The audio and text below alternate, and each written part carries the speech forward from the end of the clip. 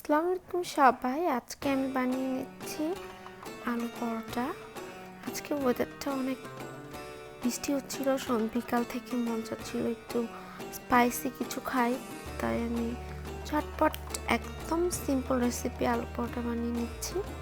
একদম সিম্পল ওয়েতে আপনি যেভাবে আলু ভর্তা বানান সেম ওয়েতে আলু পরোটাটা বানিয়ে নিতে হবে। শুকনো মরিচ, ভাজা শুকনো মরিচ, পেঁয়াজ ভালো করে ফাইনলি চপ করে আলুটাকে ভালো করে স্ম্যাশ করে নিতে হবে, কারণ এই পুরটা আমরা যখন পরোটার ভিতর দিব তখন এটা ভালো করে স্ম্যাশ করে না নিলে পরোটাটা ভালো মতো হবে না। তারপর আমরা লবণ এবং সরিষার তেল দিয়ে নিচ্ছি। এখানে কেউ ইচ্ছা করলে করিয়েন্ডার ইউজ করতে পারে, পুদিনা পাতা দিতে পারে, ভাজা জিরে গুঁড়ো দিতে পারে। আমি একদম সিম্পলি বানাচ্ছি। তারপর একটা ডো আমি এখানে একটি বানিয়ে দেখিয়ে দিচ্ছি। আমি অলরেডি পুরটা ডোয়ের ভিতরে দিয়ে নিয়েছি। একদম লাইটলি প্রেস করে এটাকে বেলতে হবে। বেশি যদি প্রেস করেন তাহলে ভিতরের ডোটা বের হয়ে যাবে, ভিতরে পুরটা বের হয়ে যাবে, ডোটা ফেটে। তারপর এটাকে আমি একদম হাই হিটে প্যানটা গরম করে এটাকে ভেজে নিব। 10 সেকেন্ড করে করে প্রতি সাইড ভেজে নিব।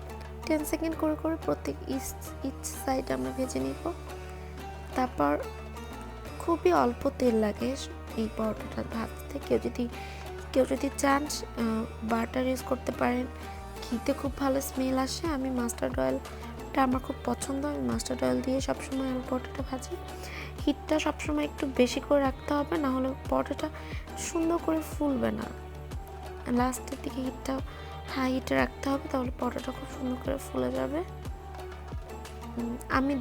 আমি ময়দাটাতে কিছু ইউজ করিনি, একদম প্লেন ডো করেছি, না বেকিং পাউডার।